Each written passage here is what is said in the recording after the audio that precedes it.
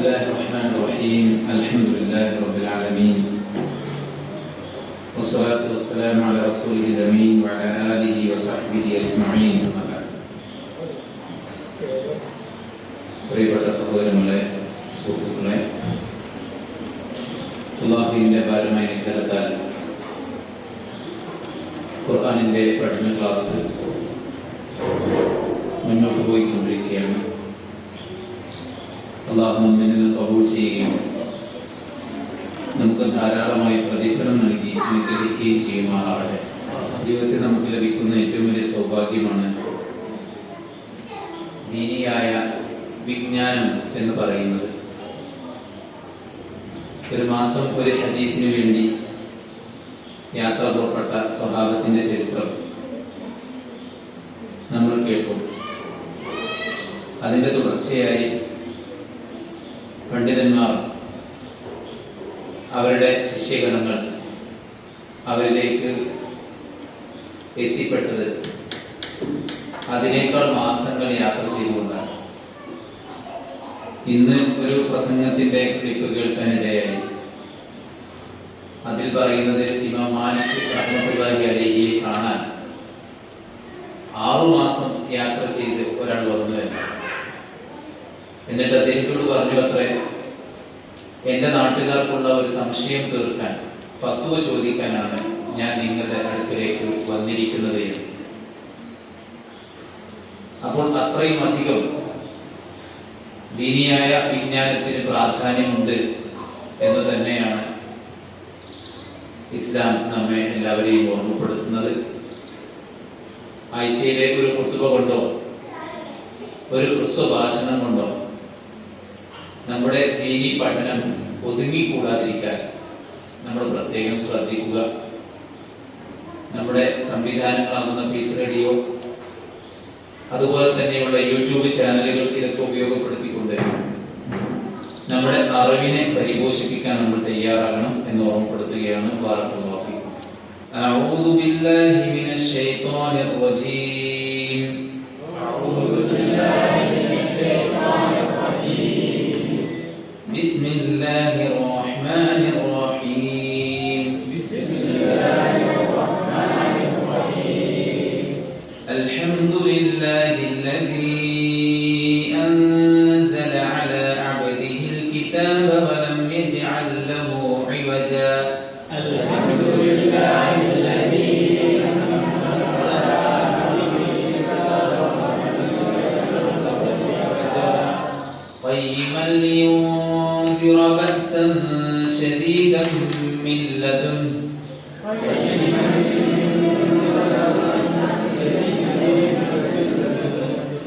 ويبشر المؤمنين الذين يعملون الصالحات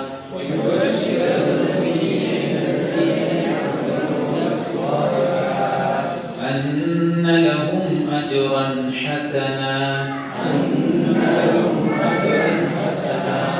ماكثين فيه أبدا وينذر الذين قالوا اتخذ الله ولدا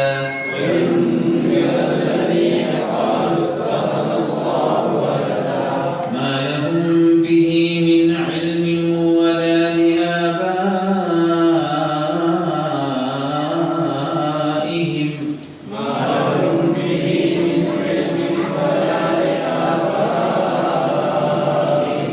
كبرت كلمة تخرج من أفواههم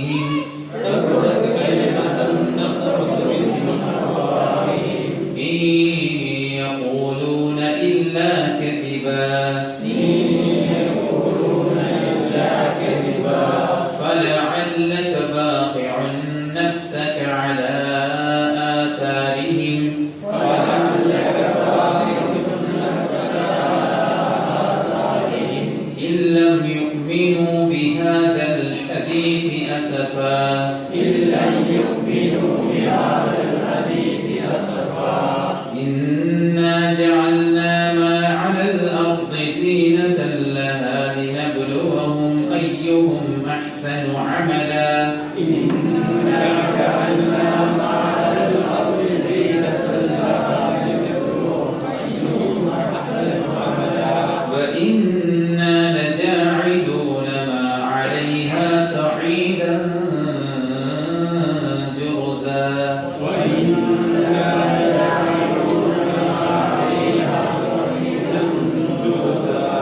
أم حسبت أن أصحاب الكهف والرقيم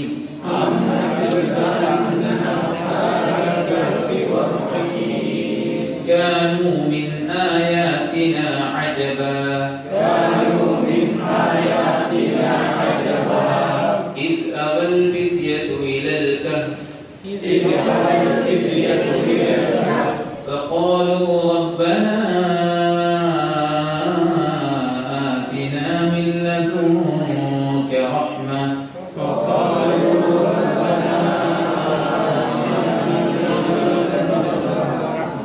وهيئ لنا من أمرنا رشدا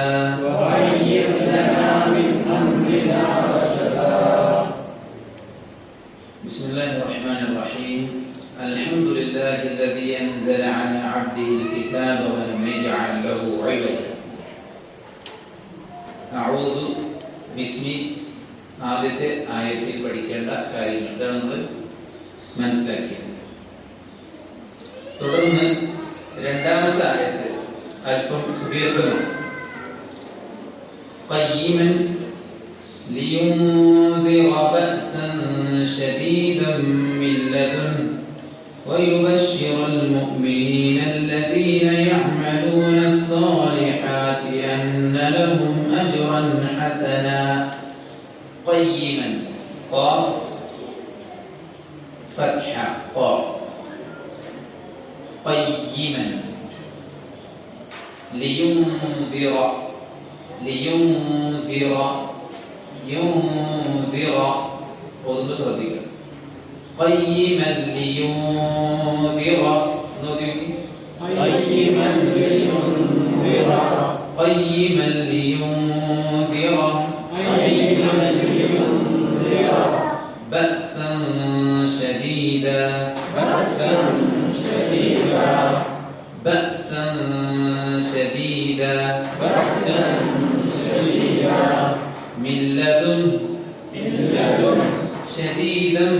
من لدن شديدا من لدن ويبشر المؤمنين الذين يعملون الصالحات ويبشر المؤمنين الذين يعملون الصالحات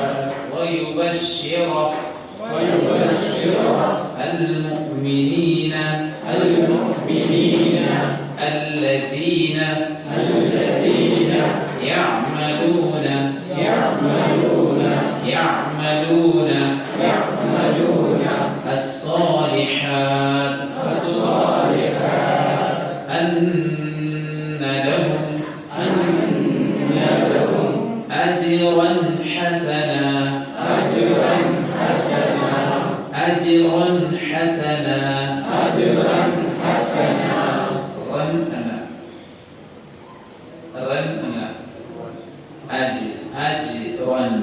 أجرا حسنا أجرا حسنا. തന്നതിൽ പറഞ്ഞത് തന്റെ ദാസന് പരിശുദ്ധ ഖുർആൻ അവതരിപ്പിച്ച അല്ലാഹുവിനാകുന്നു സർവസ്തുതി. ആ ഖുർആനിനെ വലം യജഅൽ അല്ലാഹു ആക്കിയിട്ടില്ല ഇവജൻ, ഒരു തരത്തിലുള്ള വക്രതയും അതിനകത്തില്ല. അത് കഴിഞ്ഞു കഴിഞ്ഞാൽ ഖുർആനിൽ ചെറിയൊരു സീന് കാണാം. അത് സെക്തത്തിന് വേണ്ടിയാണ്. സെക്തത്ത് എന്ന് പറഞ്ഞാൽ അവിടെ കുറച്ചു നേരം സ്റ്റോപ്പ് ചെയ്യണം. കാരണം വലം യജഅൽ ലഹു ഇവജൻ ഖയ്യിമ എന്ന് കൂട്ടി വരി കഴിഞ്ഞാൽ നേരെ വിപരീതാർത്ഥം വരും. അല്ലാഹു ഈ ഖുർആനിനെ വക്രതയുള്ളതാക്കിയില്ല, ചൊവ്വായതുമാക്കിയില്ല. പിന്നെന്താക്കി? പിന്നെന്തുവാക്കി? ഇതിൽ വക്രതയുമില്ല, ശരിയില്ല, തെറ്റില്ല. അതുകൊണ്ടാണ് അവിടെ ഒരു സീൽ കൊടുത്തിരിക്കുന്നത്. അവിടെ നമ്മൾ നിർത്തിയിരിക്കണം. ഓക്കെ. ഖയ്യിമൻ, ഖയ്യിമൻ എന്ന് പറഞ്ഞാൽ ചൊവ്വായ, ഋജുവായ, സ്ട്രൈറ്റ് ആയ, അതാണ് ഖയ്യിമൻ. ഖുർആൻ എന്താണ്? വൈരുദ്ധ്യമില്ലാത്തതാണ്. വലം യജഅൽ ലഹു ഇവജ. ഖയ്യിമൻ അത് എന്തുമാണ്? ചൊവ്വായതുമാണ്. മനസ്സിലായില്ലേ? അള്ളാഹു ഖുർആനിനെ വക്രതയുള്ളതാക്കിയില്ല, തെറ്റുള്ളതാക്കിയില്ല. എന്നാൽ അള്ളാഹു ഖുർആൻ എന്താക്കി? ഖയ്യിമൻ, ചൊവ്വായതാക്കി. ഖുർആന്റെ ഏത് കാര്യം എടുത്തു നോക്കിയാലും അതൊരു നേർരേഖയാണ്. ഇന്ന് നമ്മുടെ നാട്ടിൽ കൊലപാതകങ്ങൾ വർദ്ധിച്ചുകൊണ്ടിരിക്കുകയാണ് അല്ലെ? കൊലയാളിക്ക് ശിക്ഷ ജീവപര്യന്തം, ഇരട്ട ജീവപര്യന്തം ഇതൊക്കെ വിധിച്ചു കഴിഞ്ഞാൽ ആളുകളുടെ കമന്റ് എന്താ? ഇനി സുഖമായിട്ട് ജയിലിൽ ഭക്ഷണം കഴിച്ചിട്ട് അടിച്ചു കൊടുത്ത് കുട്ടപ്പനായി തിരിച്ചു പോകാന്നാണ് ആൾക്കാർ പറയുന്നത്. ശിക്ഷ വിധിക്കപ്പെട്ട വ്യക്തിയെ കുറിച്ച് ആളുകൾക്ക് എന്തെങ്കിലും തോന്നുന്നുണ്ടോ? ഒന്നും തോന്നുന്നില്ല. എന്നാൽ ഇസ്ലാമിന്റെ ശിക്ഷ കൊല്ലണം എന്നാണ് അല്ലെ? അന്നഫ്സു ബിന്നഫ്സ്, ഒന്നവനെ കൊല്ലണം, അതും ആളുകളെ സാക്ഷി നിർത്തിയിട്ട് ചെയ്യും. അപ്പൊ അതിലൂടെ കുറ്റവാളിക്ക് കുറ്റത്തിനുള്ള ശിക്ഷ ലഭിക്കുന്നു, കാണികൾക്ക് സാക്ഷികൾക്ക് ഈ കുറ്റത്തെ, ഈ തെറ്റിനോട് പേടിയുണ്ടാകും അല്ലെ? അപ്പൊ ഇസ്ലാമിന്റെ ഏതൊരു കാര്യം എടുത്തു നോക്കിയാലും അത് ചൊവ്വായതാണ്, അത് ആപ്റ്റായതാണ്. ഇസ്ലാമിന്റെ ഏത് വിധി എടുത്താലും അത് നമുക്ക് മനസ്സിലാക്കണം. പലപ്പോഴും ഇസ്ലാമിനെ തെറ്റിദ്ധരിച്ചുകൊണ്ടാണ് ഇസ്ലാം സ്ത്രീ വിരുദ്ധമാണ് അല്ലെ, ഇസ്ലാം തീവ്രതയാണ്, ഇസ്ലാം ഭീകരതയാണ് എന്നൊക്കെ പറയുന്നത് തെറ്റിദ്ധരിച്ചുകൊണ്ടാണ്. സ്ത്രീയെ ഇത്ര അധികം ആദരിച്ച ഒരു ഗ്രന്ഥമില്ല. എന്തോ പെൺകുട്ടിയെ കൊണ്ട് സന്തോഷ വാർത്ത അറിയിക്കപ്പെട്ടാൽ, പെൺകുട്ടി സന്തോഷ വാർത്തയാണെന്ന് പറഞ്ഞ ഗ്രന്ഥമാണ് ഖുർആൻ. പെൺകുട്ടിയെ ആദരിച്ച ഗ്രന്ഥമാണ് ഖുർആൻ. ഖുർആൻ ഇറങ്ങുന്ന കാലത്ത് പെണ്ണിന് സ്വത്തില്ല. ആ സ്വത്തില്ലാത്തടത്താണ് പെണ്ണിന് സ്വത്ത് അനുവദിച്ചത് ഇസ്ലാം അല്ലെ? എന്നിട്ട് ഇപ്പൊ പറയുന്നത് എന്താണ്? ഇസ്ലാം പുരുഷനും സ്ത്രീക്കും ഇടയിൽ സ്വത്തവകാശത്തിൽ അനീതി കാണിച്ചു. സ്വത്തവകാശം തന്നെ ഇല്ലാത്തടത്തുള്ള സ്വത്തവകാശം കൊടുത്തു. പിന്നെ വെറും 4 സ്ഥലത്ത് മാത്രമാണ് പുരുഷന് സ്ത്രീയേക്കാൾ കൂടുതൽ കിട്ടുന്ന സമയം. ബാക്കി എല്ലാം ഒരു വേള കടാകടയും ഒരേപോലെയും അല്ലെങ്കിൽ പുരുഷനേക്കാൾ കൂടുതൽ കിട്ടുന്നതുമാണ് സ്ത്രീ. ഖുർആനിൽ വിശ്വാസികൾക്ക് മാതൃക പറഞ്ഞത് 2 സ്ത്രീയാണ് അല്ലെ? ഒമറിയം ബിൻത് ഇംറാൻ, പിന്നെ ഇംറഅത്ത് ഫിർഔൻ, 2 സ്ത്രീകളാണ്. ഖുർആനിൽ സൂറത്ത് റിജാൽ എന്ന് പറഞ്ഞൊരു ചാപ്റ്റർ ഇല്ല, നേരെ ഒരു സൂറത്ത് നിസാ എന്ന് പറഞ്ഞൊരു ചാപ്റ്റർ ഉണ്ട് അല്ലെ? അപ്പോ തെറ്റിദ്ധരിച്ചുകൊണ്ടാണ് യഥാർത്ഥത്തിൽ ഇത്തരം കാര്യങ്ങൾ പറയുന്നത്. ഇസ്ലാം വെച്ച ഏതൊരു വിധിയും അത് ശരിയായ നേരായ വഴിയാണ്. പലിശ വാങ്ങിക്കഴിഞ്ഞാൽ വലിയ വീട് വെക്കാം, പക്ഷെ സ്വസ്ഥമായിട്ട് താമസിക്കാൻ പറ്റില്ല. എന്ത്? പലിശ ഒരു ഊരാകുടുക്കാണ് അല്ലെ?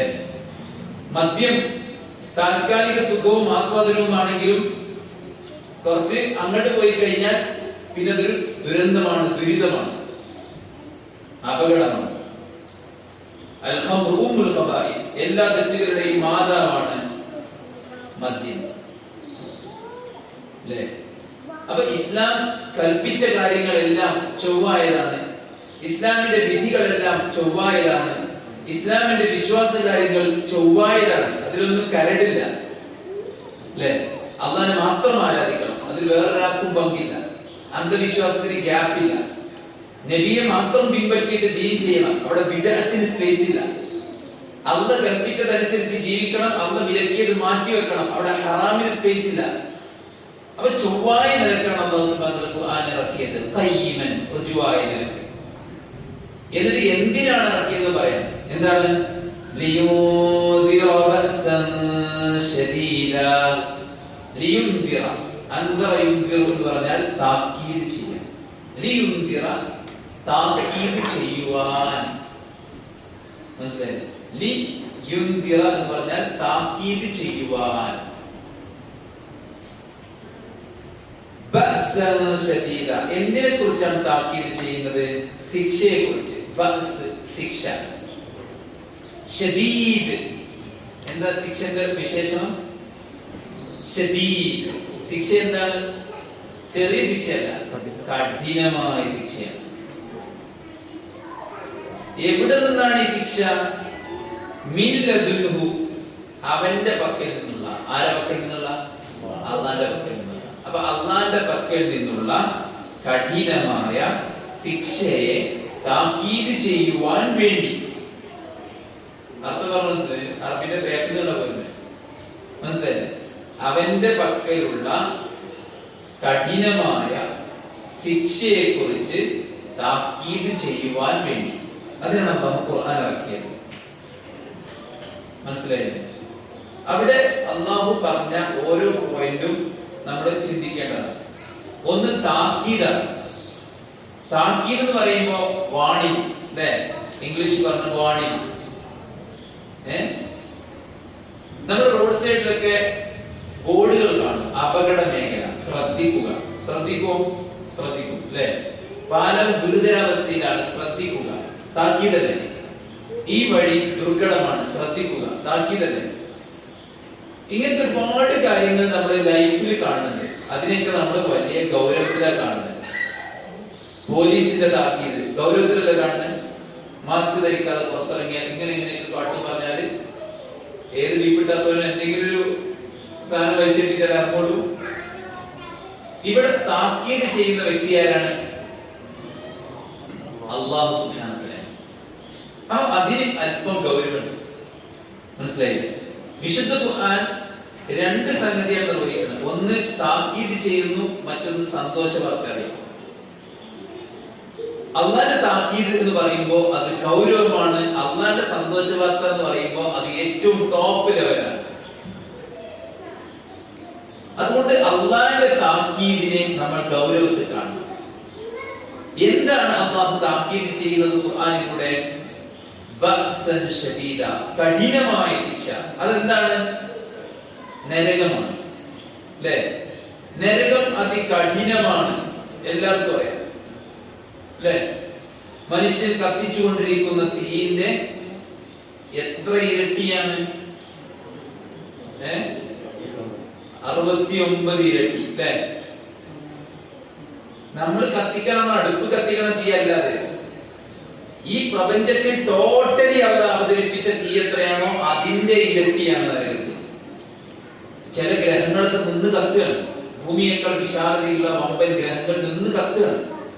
സൂര്യൻ നിന്ന് കത്തുകയാണ്, അല്ലേ? അപ്പൊ എത്ര ഈ പ്രപഞ്ചത്തിൽ എത്ര തീയുണ്ടോ അതിന്റെ 69 ഇരട്ടി. മനസ്സിലായി? അപ്പൊ എത്ര കഠിനമാണ് ശിക്ഷ. അതുകൊണ്ട് തന്നെയാണ് അല്ലാഹു സുബ്ഹാനഹു വ തആല ഖുർആനിൽ നരകത്തിലെ ശിക്ഷയെ കുറിച്ച് പറഞ്ഞത്. എന്താ?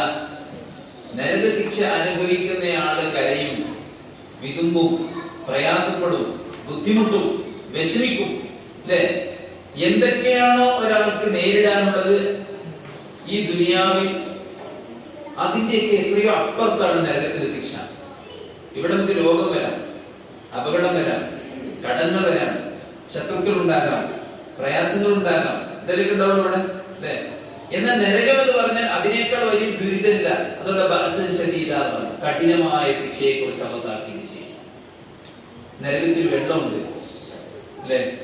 നരകത്തിൽ ഭക്ഷണമുണ്ട്, നരകത്തിൽ പാനീയമുണ്ട്, നരകത്തിൽ വസ്ത്രമുണ്ട്, നരകത്തിൽ കാറ്റുണ്ട്, നരകത്തിൽ മരങ്ങളുണ്ട്, നരകത്തിൽ കൂട്ടുകാരുണ്ട്.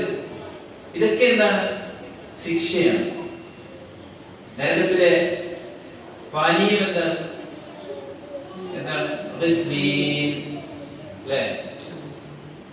പിന്നെയോ അൽ മുഹൽ, ഹമീം, ഗസ്സാഖ്. ഇതെന്താ? ഹമീം തലീകൊണ്ട് ഒഴിച്ചാല് ആന്തരാവയവങ്ങൾ ആടിക്കത്തുന്നതാണ്. ചുടുവെള്ളം തലീകൊണ്ട് ഒഴിച്ചാൽ വെള്ളം കത്തും, വെള്ളം എടുത്ത് ഇവിടെ കത്തും, ഇല്ലല്ലോ, തൊലി വിരിഞ്ഞു പോലുള്ളൂ. എന്നാൽ നരകത്തിൽ ഹമീം എടുത്തിട്ട് റൂസിൽ അവരുടെ തലയിലൂടെ ഒഴിക്കും. അതോടുകൂടെ അവരുടെ ആന്തരാവയവങ്ങൾ കത്തിച്ചാമ്പലാമെന്ന് പറയണം. എത്രയൊക്കെ ചൂട്.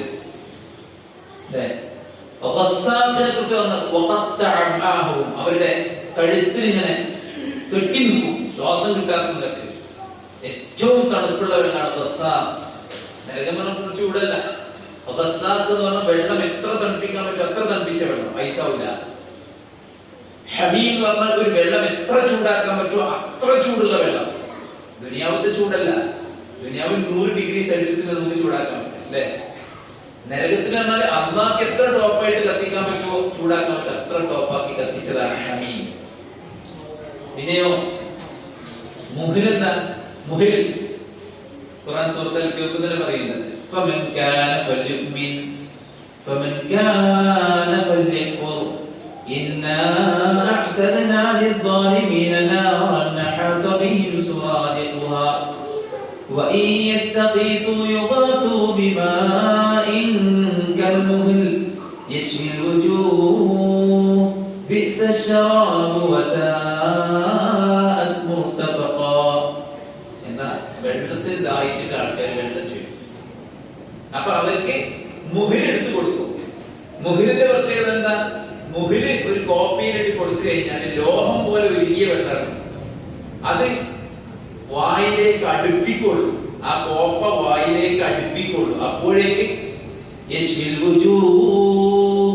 അവന്റെ മുഖം കരിഞ്ഞു പോകും, അതിന്റെ ആവി തട്ടിയിട്ട്. അപ്പൊ അത് കുടിച്ചാൽ തീരുന്ന അവസ്ഥ.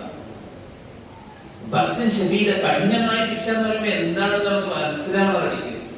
നരകണ്ട് സ്വർഗണ്ട് പറഞ്ഞാൽ പോരാ, എന്താ സ്വർഗം എന്താ നരകം കറക്റ്റ് പഠിക്കും. അപ്പോഴേ നരകണ്ട് ശിക്ഷ കിട്ടും, തെറ്റാണ് കുറ്റമാണ് എന്ന് പറയുമ്പോൾ പേടിണ്ടാവുള്ളൂ. മനസ്സിലായോ? ഇല്ലെങ്കിൽ ആരൊക്കെ ഇറങ്ങി പോകാൻ തയ്യാറാവും, ആരെ പൈസ നക്കാൻ തയ്യാറാവും, എന്ത് കാണാനും തയ്യാറാവും, എന്ത് തോന്നിയാസം ചെയ്യാനും റെഡിയാവും. എത്ര മോശപ്പെട്ട കാര്യങ്ങൾ ധരിച്ച് നടക്കാനും ആളുകൾക്ക് ഒരു പ്രയാസം ഉണ്ടാവില്ല. നരകത്തിൽ പോകുന്ന അറിയുമ്പോ എന്താ നരകം എന്നൊരു ബോധമാണ്, ഭയാനകമാണ്. لما خلق الله الجنة والنار أرسل جبرائيل إلى النار. സ്വർഗവും നരകവും സൃഷ്ടിക്കപ്പെട്ട ഉടനെ അള്ളാഹ് ആദ്യം സ്വർഗത്തിൽ വിട്ടു. സ്വർഗത്തിന് അനുഗ്രഹം കണ്ട് ജിബ്രീൽ അത്ഭുതപ്പെട്ട് തിരിച്ചു കൊണ്ട് പറഞ്ഞു, കുറച്ചുകൂടെ സ്വർഗത്തെ കുറിച്ച് കണ്ട എന്തായാലും ആരും ഈ പോകാതെക്കൂല. പിന്നെ നരകത്തിൽ വിട്ട്, നരകത്തിൽ വിട്ടപ്പോ കണ്ടത്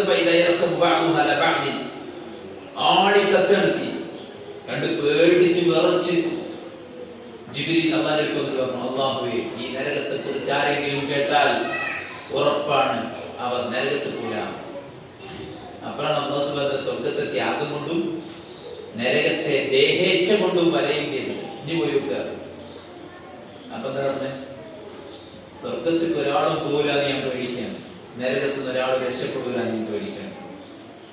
ജിബ്രീൽ വരെ പേടിച്ച്. ജിബ്രീൽ 600 ചിറകുകളുള്ള അല്ലേ, കാല് ഭൂമിയിലാണെങ്കിൽ ശിരസ് ആകാശം മുട്ടിയെന്ന് തോന്നിക്കുമാർ വിശാലമാണ് അല്ലെ. ചെവി കുന്തി മുതൽ ഷോൾഡർ വരെ 500 വർഷത്തിലധികം യാത്രാ വഴി ദൂരമുള്ള ഇവിടുത്തെ വരെ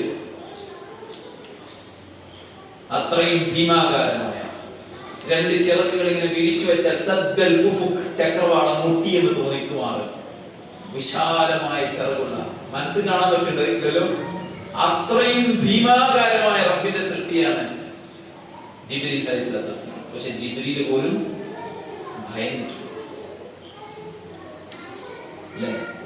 മീകായിലിനെ കുറിച്ച് പറയാറുണ്ട്, അല്ലാഹു ആകാശം നരകം സൃഷ്ടിച്ചതിന് ശേഷം മീകായിൽ പുഞ്ചിരിച്ചിട്ടില്ല. മനസ്സിലായി? അത്രയും ഭയാനകമാണ്. അതാണ് ബഅ്സൻ ശദീദാ, കഠിനമായ ശിക്ഷയെ കുറിച്ച് ഇതാ താക്കീത് നൽകുകയാണ്.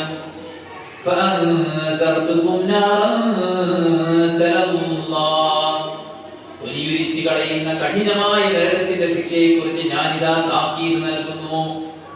വഅൻദിരിന്നാസ്, നബിയെ ജനങ്ങൾക്ക് നിങ്ങൾ താക്കീത് നൽകുക. ഖും ഫഅൻദിർ, നബിയെ എഴുന്നേൽക്കൂ.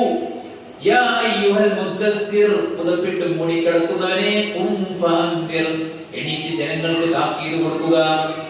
വഅൻദിർ അശീറതകൽ അഖറബീൻ, സ്വന്തം കുടുംബത്തെ വിളിച്ചിട്ട് നബിയെ താക്കീത് ചെയ്തോ. എന്താ താക്കീത് ചെയ്യേണ്ടത്? എന്താ താക്കീത് ചെയ്യേണ്ടത്? യാ അയ്യുഹല്ലദീന ആമനൂ, ഹേ വിശ്വാസികളെ,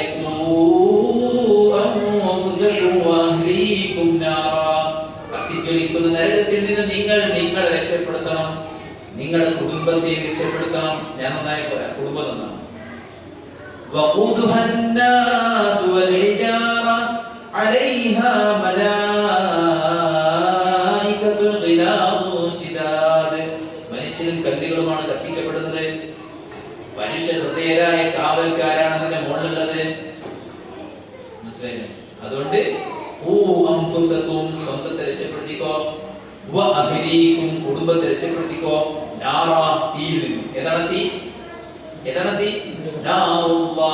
അള്ളാന്റെ തീ. അൽ മൂഖദ, ആടി കത്തിച്ചുകൊണ്ടിരിക്കുന്ന തീ. മനസ്സിലായി? അള്ളാന്റെ തീ അള്ളാഹിലേക്ക് ചേർത്തി പറയുന്നത്. അപ്പൊ ഇതിനെ കുറിച്ച് പവർ കൂടും. അതുകൊണ്ടാണ് ഓരോ സംഗതി ശിക്ഷയാണ് പറഞ്ഞത്. അല്ലെ? പാനീയം നമ്മൾ പറഞ്ഞു. ഭക്ഷണം, ഭക്ഷണം എന്താ? എന്താണ്? ഏതാ സൂറത്ത്? ഗാശിയ.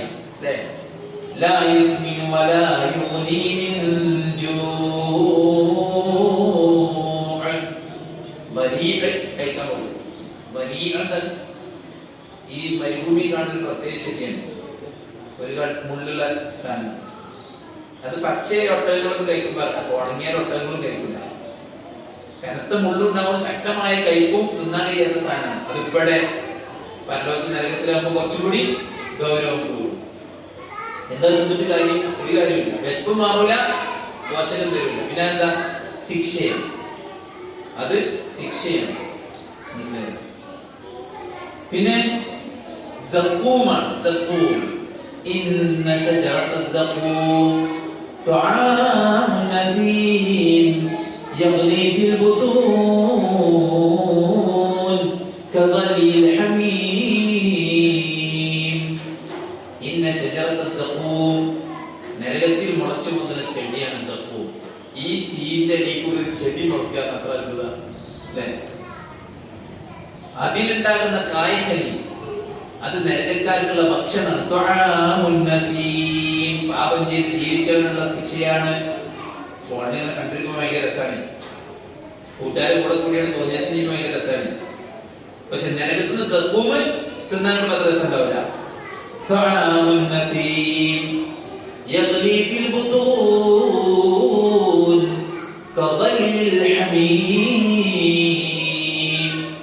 അത് വായിലേക്ക് കിട്ടുന്നത് അറിയും. ആ വയറ്റിൽ കിടന്നിട്ട് അതിന് ആടിക്കത്തും. അതാ ഭക്ഷണം. മനസ്സിലാവും? വയറ്റിൽ ചെന്നാല് ആടിക്കത്തും. കുട്ടികൾക്ക് കണ്ടിട്ടുണ്ടോ? കെമിസ്ട്രി പീരീഡ് ടീച്ചർ വന്നിട്ട് ചില എക്സ്പെരിമെന്റ് ഒക്കെ ചെയ്യും. ഒരു വെള്ളത്തിൽ ചില സാധനങ്ങൾക്ക് തിളച്ചിങ്ങനെ അതൊക്കെ എടുത്ത് ചെറുത് നരകത്തിൽ വയറ്റിലെത്തിക്കഴിഞ്ഞാൽ ആന്തരാവയവങ്ങൾ ആടിക്കത്തും. ഇതൊക്കെയാണ് ഭക്ഷണങ്ങൾ ആലോചിക്കുക. അപ്പൊ ഭക്ഷണം ശരീരം കഠിനമായി ശിക്ഷ ചെറുതല്ല. ഓരോന്നും നോക്കുമ്പോൾ നമ്മുടെ ശിക്ഷന്റെ ഗൗരവം മനസ്സിലാവും. മനസ്സിലായില്ലേ? വസ്ത്രം സറാബീലുഹും മിൻ ഖതിറാൻ, ടാറിന്റെ വസ്ത്രമാണ്. ചൂടാണ്. മനസ്സിലായില്ലേ? ചൂടുള്ളവർക്ക് ഖുർആനിലുണ്ട്. എന്താ ചൂടത്തായിരുന്നു തബൂക്ക് യുദ്ധം. അപ്പൊ മുനാഫിക്കുകൾ പറഞ്ഞു ഈ ചൂടത്താണ് യുദ്ധം, ചൂടില്ലാത്ത സമയത്താണ് നോക്കാനില്ല. അപ്പൊ അവരോട് നബി സല്ലല്ലാഹു അലൈഹി വസല്ലം ഓതി കൊടുക്കാൻ പറഞ്ഞു. ഖുൽ നബിയെ പറയുക, നാറു ജഹന്നമ അശദ്ദു ഹർറാ, നരകത്തിന്റെ തീ ഈ ചൂടിനേക്കാൾ കഠിനമാണ്. മനസ്സിലായില്ലേ? അപ്പൊ ചില ഡ്രസ്സൊക്കെ ചൂടുമ്പോൾ ഉണ്ടെങ്കിൽ ഇതിനേക്കാൾ ചൂടാണ്. മനസ്സിലായി? ഇന്ന് ആണുങ്ങൾക്ക് ചൂടുമ്പോ കേട്ടോ നിക്കറിട്ട ആൾക്കാരാണ്. പണ്ടൊക്കെ നിക്കറിട്ട് എടുക്കാൻ വേണ്ടി. ഇപ്പൊ നിക്കറാണ് ഫാഷൻ. കുളിക്കുന്ന ആളോട് പോയി മാറ്റി പാടാറുണ്ട്. ഒരു ബനിയനും ഒരു നിക്കർ കിട്ടും. മാറ്റിയെന്നാണ്. പണ്ട് മാറ്റാത്ത പോലെ ഇപ്പൊ മാറ്റിയ പോലെയാണ്. ആചാര്യ ചൂടുമ്പോ എന്താണ്? എന്ത്? ടാറിന്റെ വസ്ത്രം. ടാറിന്റെ വസ്ത്രം. ടാറ് റോഡ് പണിക്ക് ടാറിന് വിൽക്കുന്നുണ്ട്. അതിൽ വെരലിടാൻ പറ്റുന്നുണ്ട്. വെരലുണ്ട്, നക്കിടുണ്ട്, എന്നിട്ട് വെരല്. അത് മൊത്തം വസ്ത്രമായി കഴിഞ്ഞാൽ എന്തെങ്കിലും അവസ്ഥ ആടിക്കത്തല്ല. പിന്നെ നരകത്തിലെ കാറ്റെന്താ?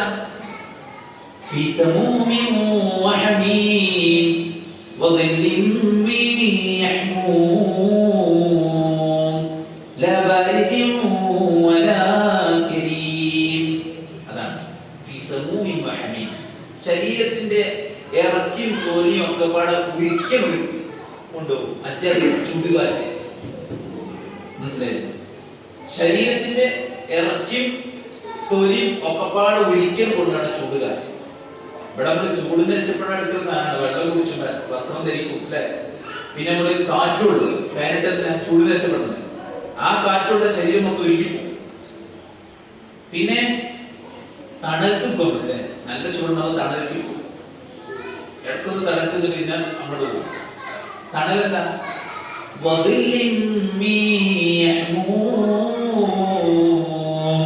നരകത്തിന്റെ ആളിക്കത്തുന്ന കരിമ്പുകയാണ് നരകത്തിൽ കാണുന്നത്. മനസ്സിലായോ? അപ്പൊ ഈ നരകം നരകം അത്ര ചിത്ര കാര്യമാണ്.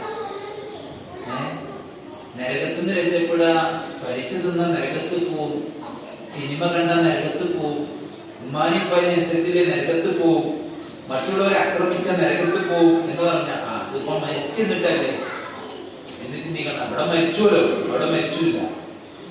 അതുകൊണ്ടാണ് ബഅസൻ ശദീദ എന്ന് പറഞ്ഞത്. മനസ്സിലായോ? അപ്പൊ അത് താക്കീത് ചെയ്യാനാണ് ഖുർആൻ ഇറങ്ങിയത്, നബി സല്ലല്ലാഹു അലൈഹി വസല്ലമ വന്നത്. അതുകൊണ്ടാണ് നരകത്തിന്റെ ഡോറിന്റെ ചോദ്യം. എന്താ ചോദ്യം?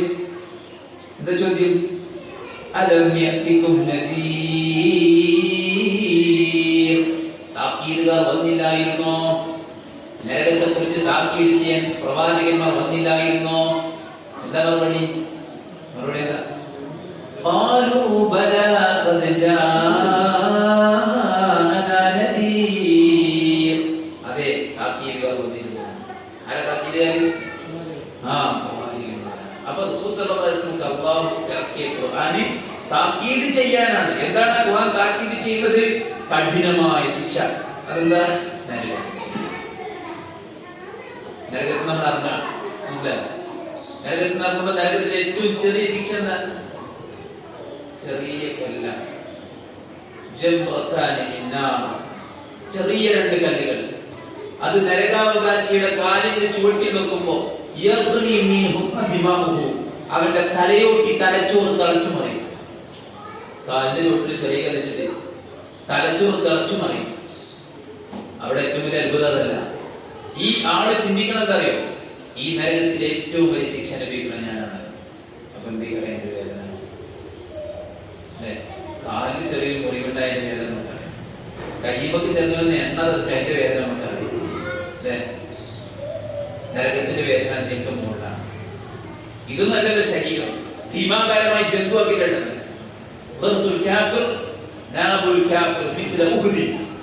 നരകാവകാശിയുടെ മോന്ത ഉഹുദ് മലന്റെ എത്ര ഉണ്ടാവും? ഉഹുദ് മല ഉണ്ടോ? എത്ര വലിപ്പുണ്ട്? അത്ര വലിപ്പുണ്ടാവും മോന്ത. ഒരാളെ ഇരിപ്പിടോ നമുക്ക് ഇരിക്കാൻ ഈ ബെഞ്ച് മതി അല്ലേ? ഈ കസേര മതി. ഇപ്പൊക്കെ തന്നെ അല്ലേ? നരകത്തിലോ وإنما حلته في جهنم كما بين مكة والمدينة. മക്കക്കും മദീനക്കും ഇടയിലുള്ള സ്ഥലമാണ് ആക്കി. അല്ലാഹു നമ്മളെ കാത്തിരക്ഷിക്കുമാറാകട്ടെ. മക്കത്തിൽ നിന്ന് മദീനക്ക് എത്ര കിലോമീറ്റർ? 400 ചില്ലാനും കിലോമീറ്റർ. അത് സ്ട്രൈറ്റ് പോവുകയാണെങ്കിൽ, ഇങ്ങനെ ചുറ്റളവ് എടുക്കുകയാണെങ്കിലോ എത്രയോ ഉണ്ടാവും അല്ലേ? ഈ 450ന്റെ എത്രയോ ഇരട്ടി ഇരട്ടി ഇരട്ടി ഉണ്ടാവും. അത്ര സ്പേസ് വേണം ഒരാൾക്ക് ഇരിക്കാൻ. പിന്നെയോ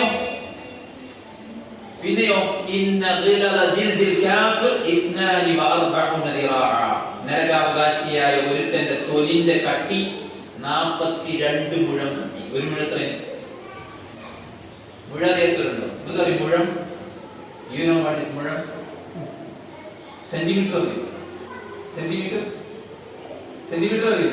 സ്കെയിൽ മീറ്റർ അറിയോ? മീറ്റർ മീറ്റർ അറിയില്ലേ? തുണിയൊക്കെ 1 മീറ്റർ അറിയില്ല. അടി അറിയാം? അടി ഫീറ്റ്, ഒരടി. ഒരു മുഴം എന്ന് പറഞ്ഞത്രയാണ്. ഒരു മുഴം എന്ന് പറഞ്ഞത്ര. ഇതിനെ നിർത്തി പിടിച്ചോ? എന്നിട്ട് ചുറ്റി പിടിച്ചാൽ അല്ലേ? നിർത്തി പിടിച്ചാൽ ഏതായാലും ഇത്രയാണ് ഒരു മുഴം. ഇതിന്റെ 41 ഇരട്ടി. 42 മുഴം എന്ന് പറഞ്ഞാൽ അങ്ങനെ കൂട്ട് 1 2 അങ്ങനെ പോവാം. ഈ റൂം മതിയാവില്ല. മതിയാവോ? മതിയാവില്ല. അത്രയും കട്ടിയാണ് ഒരാളുടെ തൊലി. ഈ തൊലിയെ കുറിച്ച് എന്താ പറഞ്ഞത്? ഈ തൊലിയെ കുറിച്ച് എന്താ പറഞ്ഞത്? കുല്ലമാ നദിജത് ജുലൂദുഹും ബദൽനാഹും ജുലൂദൻ ഗൈറഹാ ലിയദൂഖുൽ അദാബ്. ഈ 42 മുഴം കട്ടിയുള്ള തൊലിനെ കത്തിച്ച് ഇങ്ങനെ മാറ്റി ഇങ്ങനെ കൊടുക്കും. മനസ്സിലായി? കത്തിച്ചാ പിന്നെ തൊലി മാറ്റുക, പിന്നെ കത്തിച്ചാ പിന്നെ തൊലി മാറ്റുക, പിന്നെ കത്തിച്ചാ പിന്നെ തൊലി മാറ്റുക. എന്റെ സുഹൃത്ത് ഇക്ബാൽ ഇപ്പോ ആക്സിഡന്റ് ആയി കിടക്കാണ്. ചെറിയ ചെറിയ പരിക്കുകളുണ്ട്. അത്രയും വേഗം ഷിഫാവാണ്, ആജിൽ പ്രദാനം ചെയ്യണം. എന്റെ ഒരു സുഹൃത്ത് ഞാൻ ബൈക്കുമെന്ന് പറഞ്ഞിട്ട് ഇവിടെ കുറച്ച് തോല്, ഇവിടെ കുറച്ച് തോല്. അപ്പൊ അവൻ പറയുന്നു, തോല് പോയാൽ തന്നെ വേദന, തൊലിമലാണ് വേദന. അല്ലേ? തൊലി നമ്മുടെ ഒരു നമ്മുടെ പഞ്ചേന്ദ്രിയങ്ങളിൽപ്പെട്ട ഒന്നാണ് ടച്ചിങ്. അല്ലേ? ആ തൊലി ഇങ്ങനെ കത്തിച്ച പിന്നെ മാറ്റി കൊടുക്കുക, പിന്നെ കത്തിച്ച പിന്നെ മാറ്റി കൊടുക്കുക. അപ്പൊ മനുഷ്യന്റെ അവസ്ഥ എന്തായിരിക്കും നിങ്ങൾ ആലോചിച്ച് നോക്കി. പട്ടിന്ന് ബാബുക്ക് നിസ്കരിച്ചാതെ ചീറിയവന്, പലിശ ഇതൊന്നും നോക്കാതെ നക്കിയവന്, മോനിക്ക് മനസ്സെന്തീകരോ മാണ്ടി തേനി. പക്ഷെ അത് വെറുതെ കാര്യമുള്ളൂ. ആ നരകത്ത് കുത്തിട്ട് മാണ്ടി തേനി നല്ല കാര്യമുള്ളൂ. അതുകൊണ്ട് ഇവിടെ നിന്നുള്ള താക്കീത് ചെയ്യാണ്. പിന്നെ എന്താണ്?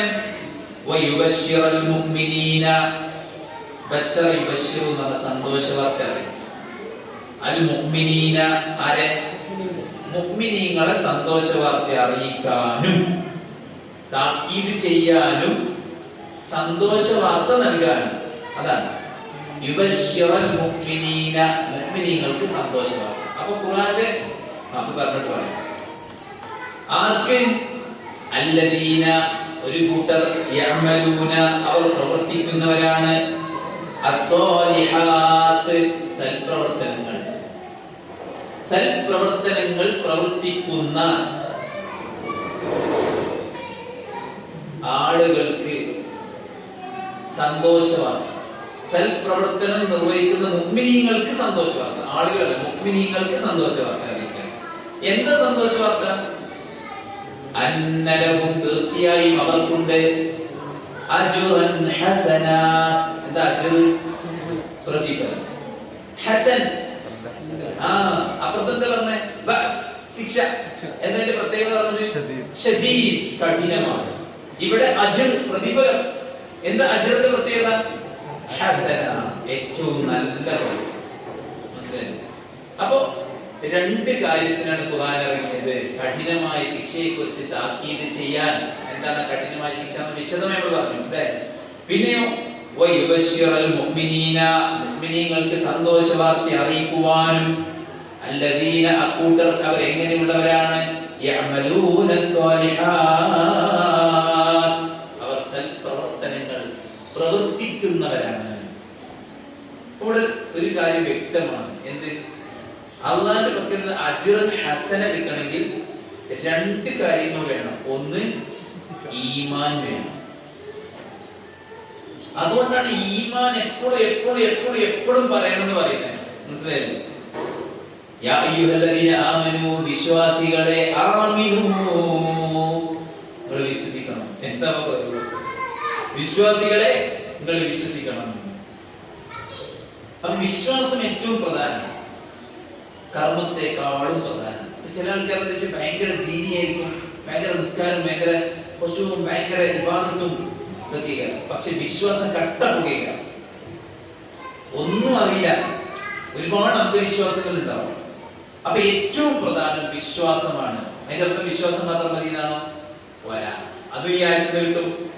വിശ്വസിച്ചു എന്ന് മാത്രം പറഞ്ഞാൽ പോരാ. വിശ്വാസത്തിന്റെ അടയാളമാണെന്ത്? അമലുസ് സ്വാലിഹാത്ത്. ഖുർആനിൽ ഇത് ഒരുപാട് സ്ഥലത്ത് ആവർത്തിച്ചു വന്നിട്ടുണ്ട്. മനസ്സിലായില്ലേ? 73 തവണ ഈമാനിന്റെ കൂടെ അമലുസ് സ്വാലിഹ് ചേർന്ന് വന്നിട്ടുണ്ട്. ടോട്ടൽ എത്ര വന്നത്? ഒരുമിച്ച് വന്നത് ടോട്ടൽ വന്നത് 80. അതിൽ 73 തവണയും ഈമാന്റെ കൂടെ അമലുസ് സ്വാലിഹ് ചേർത്ത് വന്നിട്ടുണ്ട്. നമുക്ക് അറിയുന്ന ആയത്തൊക്കെ അങ്ങനെയല്ലേ? ഇല്ലല്ലദീന ആമനൂ വഅമിലുസ് സ്വാലിഹാത്തി, അല്ലേ? ഇല്ലല്ലദീന ആമനൂ വഅമിലുസ് സ്വാലിഹാത്തി. എത്ര ആയത്തുകളല്ലേ? അല്ലേ? അപ്പൊ വിശ്വസിച്ചവർ, അവർക്കാണ് അജ്റൻ ഹസന, വിശ്വാസിയാവണം. ഫസ്റ്റ് എന്താ വിശ്വാസം? എന്താ വിശ്വാസം? വിശ്വസിക്കേണ്ടതെല്ലാം വിശ്വസിക്കേണ്ട രൂപത്തിൽ വിശ്വസിക്കണം. അപ്പൊ ഞാനൊരു ചോദ്യം ചെയ്യട്ടെ. വിശ്വാസകാര്യത്തിൽ ഒന്നാമത്തതാണ് എന്ത്? അല്ലാഹുവിലുള്ള വിശ്വാസം, അല്ലേ? അല്ലാഹുവിൽ എങ്ങനെയാണ് വിശ്വസിക്കേണ്ടത്? ആർക്കും മറുപടി വേണം. How to believe in Allah. അല്ലാഹു ഏകനാണ്. ഗുഡ്. പിന്നെ പറഞ്ഞോളി.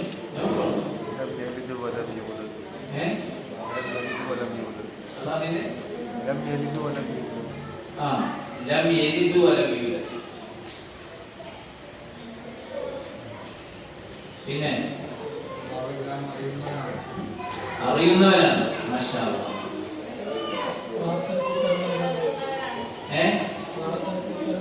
Yes, good. പ്രാർത്ഥനയ്ക്ക് ഉത്തരം നൽകുന്നവനാണ്. കേൾക്കുന്നവനാണ്. ഗുഡ്.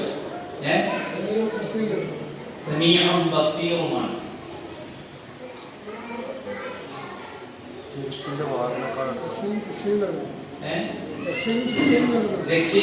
ശിക്ഷയും നൽകുന്നവനാണ്, അല്ലേ?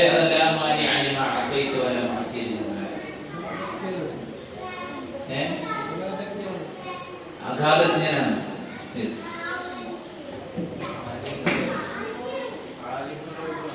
ആലിമുൽ ഗൈബാണ്, അദൃശ്യം അറിയുന്നവനാണ്. ഗുഡ്, മാഷാ അല്ലാഹ്. അല്ലാഹു യബാരിക് ഫീക്. ഹൗ ടു ബിലീവ് ഇൻ അല്ലാഹ്. എങ്ങനെയാണ് അല്ലാഹുവിൽ വിശ്വസിക്കേണ്ടത് എന്ന ചോദ്യത്തിന് നേർക്കുനേരെ പറയാൻ 4 പോയിന്റ്. ഒന്ന്, ഈ പ്രപഞ്ചത്തിന് ഒരു സൃഷ്ടാവായിക്കൊണ്ട് ഒരു ദൈവമായി അല്ലാഹു ഉണ്ടെന്ന് വിശ്വസിക്കണം. ഇല്ലാന്ന് വിശ്വസിക്കുന്ന ആൾക്കാരില്ല, ഉണ്ടെന്ന് വിശ്വസിക്കണം. അപ്പൊ ഇത്ര വന്ന് ചോദിക്കണം, ജി അല്ലാഹുവിനെ വിശ്വസിക്കുന്ന ആളല്ലേ, എന്താ എന്റെ വിശ്വാസം എന്ന് ചോദിച്ചാൽ അടിയുറച്ച വിശ്വാസം എന്നല്ല. ഇതൊക്കെ നിസ്കരിക്കുക, നോമ്പ് വെക്കുക, സ്വതം കൊടുക്കുക, അതാണ് വിശ്വാസം എന്നല്ല. അതൊന്നും വിശ്വാസമല്ല. അല്ലാഹുവിനെ എങ്ങനെ വിശ്വസിക്കേണ്ടി വെച്ചാൽ അങ്ങനെയൊക്കെ മറുപടി പറയും. ഇവിടുന്ന് വന്ന ആൻസർക്ക് കുറച്ചും കൂടി നല്ല സ്റ്റാൻഡേർഡിൽ ആൻസർ ആണ്. സാധാരണ വരില്ല അങ്ങനെയാണ്. എങ്ങനെ വിശ്വസിക്കണം? കുട്ടികളെ പറയും അടിയുറച്ച് വിശ്വസിക്കുക. അപ്പൊ നമ്മൾ അടുത്ത ചോദ്യം, എങ്ങനെ അടിയുറച്ച് വിശ്വസിക്കണം? അപ്പോൾ നിസ്കരിക്കാൻ നോമ്പ് വെക്കുക. ഒന്ന്, അല്ലാഹു ഉണ്ടെന്ന് വിശ്വസിക്കണം. First point. 2, അല്ലാഹുവാണ് സൃഷ്ടാവ്, നിയന്താവ്, ഉടമസ്ഥൻ എന്ന് വിശ്വസിക്കണം. ഖാലിഖ്, മാലിക്, മുദബ്ബിർ. അതാണ് തൗഹീദുർ റുബൂബിയ്യ. രക്ഷാകർത്തൃത്വത്തിലെ ഏകത്വം.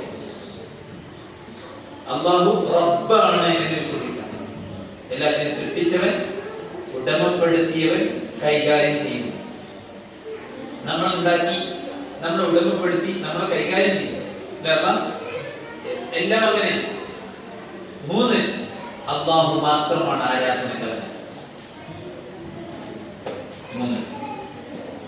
4, അല്ലാഹുവിന്റെ നാമങ്ങൾ, ഗുണങ്ങൾ, വിശേഷണങ്ങൾ അവന് മാത്രമാണ്. അതിലാണ് സമീഉ, ലത്തീഫ്, ഖബീർ, ബസീർ, കാണുന്നവൻ, കേൾക്കുന്നവൻ, അറിയുന്നവൻ, എല്ലാം ആ പോയിന്റ് പെട്ടതാണ്. അല്ലാഹുവിന്റെ നാമങ്ങൾ, ഗുണങ്ങൾ, വിശേഷണങ്ങൾ അവന് മാത്രമുള്ളതാണ്. ലൈസ കമിത്ലിഹി ശൈഉൻ, അവനെ പോലെ ഒരാളും തന്നെ.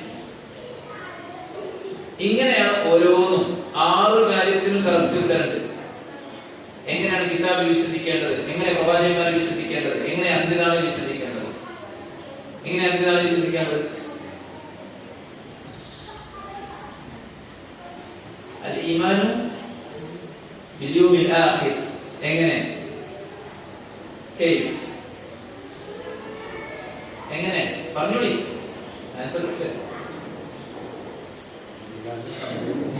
അന്ത്യനാളിൽ സംഭവിക്കുമെന്ന് വിശ്വസിക്കണം. യെസ്, ബാറക്കല്ലാഹു ഫീക്.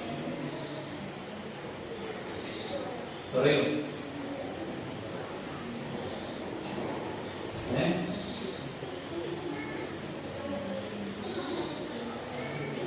പറയൂ.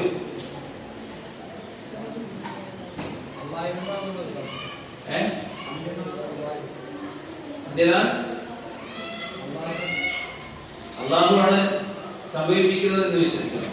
യെസ്. ക്വസ്റ്റ്യൻ അതല്ല. കൈഫ നുഅ്മിനു ബിൽ യൗമിൽ ആഖിർ, അന്ത്യദിനത്തിൽ ഉള്ള വിശ്വാസം. അഞ്ചാമത്തെ പോയിന്റ് അല്ലേ? എങ്ങനെ? എന്റെ ആൻസർ എന്താ വെച്ചാല് മരണം മുതൽ, മനസ്സിലായില്ലേ, മാ ബഅദൽ മൗത്ത്, എന്തെല്ലാം സംഭവിക്കുമെന്ന് പറഞ്ഞിട്ടുണ്ടോ അതിലെല്ലാം വിശ്വസിക്കാം. മലക്കുകൾ വരും, റൂഹിനെ പിടിക്കും, ആകാശത്തേക്ക് പോകും, അവിടുന്ന് അങ്ങനെ കബറിലുള്ള സംഗതികൾ, പരലോകത്തേക്കുള്ള ഉയർത്തെഴുന്നേൽപ്പിട്ടുള്ള ഹിസാബുകളുടെ സിറാത്ത്, ഹൗദുൽ കൗസർ, അല്ലേ, അങ്ങനെ എല്ലാം, സ്വർഗ്ഗം, നരകം എല്ലാം വിശ്വസിക്കും. ഇവൻ അന്ത്യദിനത്തിന്റെ അടയാളങ്ങൾ പോലും ഈ വിശ്വാസത്തിന്റെ ഭാഗമാണ്. മനസ്സിലായില്ലേ? അപ്പൊ ഇങ്ങനെ ഓരോന്നിനും കറക്റ്റ് ഉത്തരമുണ്ട്. അത് അറിഞ്ഞ് പഠിച്ച് മനസ്സിലാക്കിയിട്ട് വേണം വിശ്വസിക്കാൻ. അപ്പോ ഇല്ലല്ലദീന ആമനു എന്ന് പറഞ്ഞാൽ, ഈമാൻ, മുഅ്മിനൂൻ എന്ന് പറഞ്ഞാൽ വിശ്വസിക്കേണ്ടത് മുറപ്രകാരം വിശ്വസിക്കുന്നവരാണ്. മനസ്സിലായില്ലേ? മക്കത്തെ മുശ്രിക്കുകൾ അല്ലാഹുവിൽ വിശ്വസിച്ചിരുന്നു, പക്ഷേ അബദ്ധം ഉണ്ടായിരുന്നു. എന്നാൽ സ്വഹാബത്ത് വിശ്വസിച്ചിരുന്നു, അതിൽ അബദ്ധമില്ലായിരുന്നു. അതാണ്. അപ്പൊ വിശ്വസിക്കണമെന്ന് പറഞ്ഞ എന്തെല്ലാം ഉണ്ടോ അതിലെല്ലാം വിശ്വസിക്കേണ്ട രീതിയിൽ കൃത്യമായി വിശ്വസിക്കുക. അപ്പൊ നിങ്ങൾക്ക് ഒരു സംശയമായി, 6 കാര്യത്തിൽ ഇതേപോലെ എങ്ങനെ വിശ്വസിക്കേണ്ടത് പറഞ്ഞു കിട്ടിയത് അറിയാനുള്ളത്. അപ്പൊ നമ്മുടെ കുട്ടികൾ പഠിക്കുന്ന ഏതെങ്കിലും മദ്രസ നമുക്ക് നോക്കിയത് ഉണ്ടാവും, വിശ്വാസം എന്ന പുസ്തകത്തിൽ ഏതെങ്കിലും ഉണ്ടാവും. മാത്രമോ വീട്ടിൽ നമുക്ക് അടുത്ത ക്ലാസ്സിൽ എന്ത് ചെയ്യാം പറയാം. ഓക്കെ. അപ്പോ മുഅ്മിനീങ്ങൾക്ക് സന്തോഷവാർത്ത അറിയിക്കാൻ എന്താ അറിയിക്കേണ്ടത്? അല്ലദീന, അവർ എങ്ങനെയുള്ളവരാണ്? യഅമലൂന സ്വാലിഹാത്ത്, അവർ സൽപ്രവർത്തനങ്ങൾ പ്രവർത്തിക്കുന്നവരാണ്. എപ്പോഴും ഒരു കർമ്മം അമലുൻ സ്വാലിഹ് എന്ന പദവിയിലേക്ക് വരിക. അമലുൻ സ്വാലിഹ്, സൽപ്രവർത്തനം, അമലുൻ സ്വാലിഹ്. എപ്പോഴാണ് നിയ്യത്തുമാണ്. പെട്ടെന്ന് നോക്കുക. നന്മ ചെയ്യുമ്പോൾ, യെസ്. പിന്നെ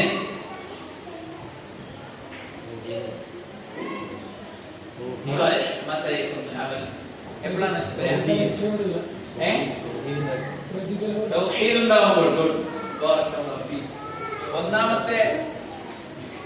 ഒന്നാമത്തെ നിബന്ധന ഈമാൻ. നോട്ട് ഓൺലി ബില്ലാ, എവരിതിങ്, എല്ലാത്തിനും. ഒന്നാമത്തത് ചെയ്യുന്ന ആള് വിശ്വാസിയായിരിക്കണം. അത് യാമനൂന്ന് ആദ്യം പറഞ്ഞോണ്ട് പിന്നെ പ്രശ്നമല്ല. മറ്റേ രണ്ടാണ് പ്രധാനം. ഇതിന് രണ്ടാമത് അത് രണ്ടുമാണ് നിബന്ധന. ഒരു വിശ്വാസിയുടെ കർമ്മം എപ്പോഴാണ് സ്വാലിഹാവാം? രണ്ടാമത്തെ നിബന്ധന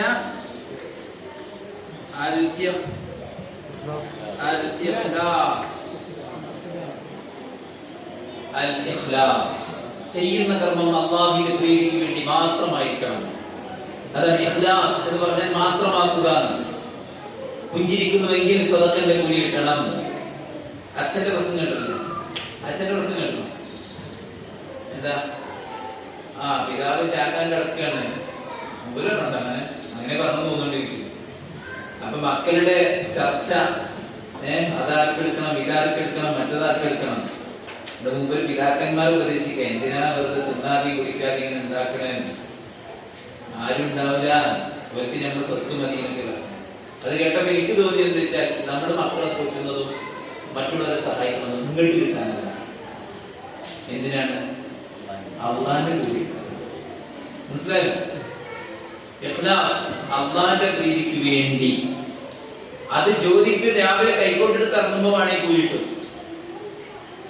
എന്റെ ഭാര്യയും മക്കളെയും തീറ്റിക്കുന്നത് സ്വതക്കന്റെ കൂലി കിട്ടുന്ന റസൂൽ പറഞ്ഞിട്ടുണ്ട്. ആ നിയ്യത്ത് വെച്ച് ജോലിക്ക് ഇറങ്ങിയ അതിന് കൂലി കിട്ടും. അപ്പൊ ഇഖ്ലാസ് വേണം. മൂന്നാമത്തത്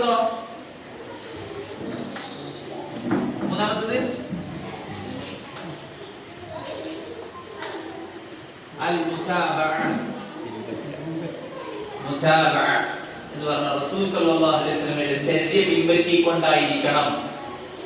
മനസ്സിലായോ? ഒരു നിസ്കരിക്കുന്നെങ്കിൽ, ഒരു ദിക്ർ ചൊല്ലുന്നെങ്കിൽ, ഒരു ഖുർആൻ ഓതുന്നെങ്കിൽ അതിന് നബി സല്ലല്ലാഹു അലൈഹി വസല്ലമയുടെ വാക്കോ പ്രവൃത്തിയോ അംഗീകാരമോ വേണം.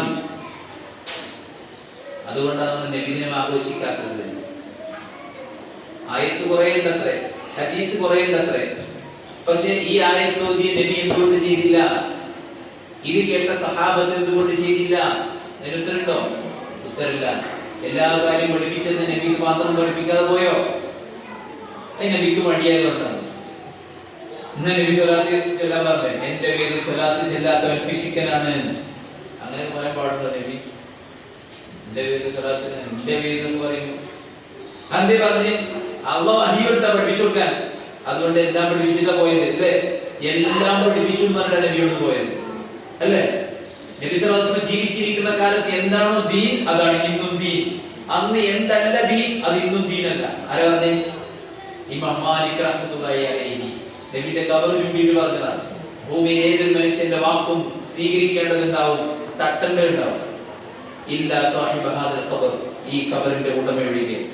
അല്ലാഹുവിന്റെ റസൂലിന്റെ വാക്ക് മുഴുവൻ സ്വീകരിക്കാനുള്ളതാണ്, ഒന്നും തട്ടാനില്ല. ആ റസൂൽ ജീവിച്ചിരിക്കുന്ന കാലത്ത് എന്താണോ ദീൻ അതാണ് ഇന്നും ദീൻ.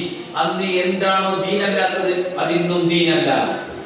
അപ്പൊ നിങ്ങൾ മദ്രസ തുടങ്ങുന്നില്ലേ, നിങ്ങൾ സമ്മേളനം നടത്തുന്നില്ലേ, നിങ്ങൾ മൈക്ക് ഉപയോഗിക്കുന്നില്ലേ, നിങ്ങൾ ഫോൺ ഉപയോഗിക്കുന്നില്ലേ, നിങ്ങൾ വാട്സപ്പ്, അതൊന്നല്ല ചോദ്യം. മനസ്സിലായില്ലേ? അതല്ല ചോദ്യം. സുബഹി 2 റക്അത്താണ് എന്ന് പറഞ്ഞാൽ അതിന് തെളിവ് ചോദിച്ചാൽ അതിപ്പോ സുബഹിന് മുമ്പത്തെ റക്അത്ത് 2 റക്അത്തല്ലേ, പള്ളികളിലെ തഹിയ്യത്ത് 2 റക്അത്തല്ലേ, ജുമുഅന്റെ നിസ്കാരം 2 റക്അത്തല്ലേ, പിന്നെ അത് മാത്രം 2 റക്അത്താക്കിയത് അതേ മറുപടി? അതല്ല ഇതിന്റെ മറുപടി.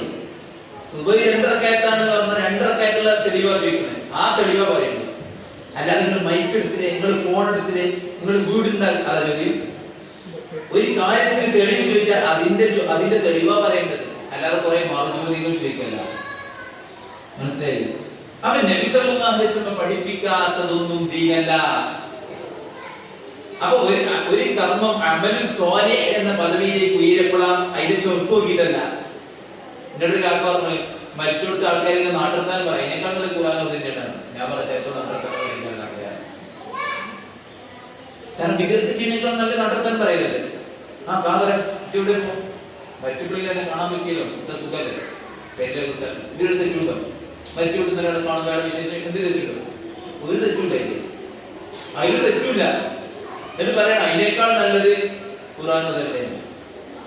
അപ്പൊ നല്ലതും ചീത്തയും തീരുമാനിക്കുന്നത് ആരാ? അല്ലാഹുവിന്റെ റസൂലാണ്. റസൂൽ അവിടെ ഓത്ത് പഠിപ്പിച്ചിട്ടില്ല.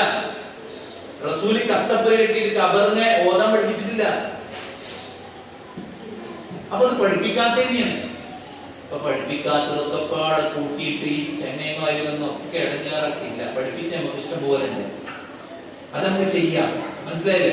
അപ്പോഴേ ദീനാവുള്ളൂ. ഷർത്താണ്.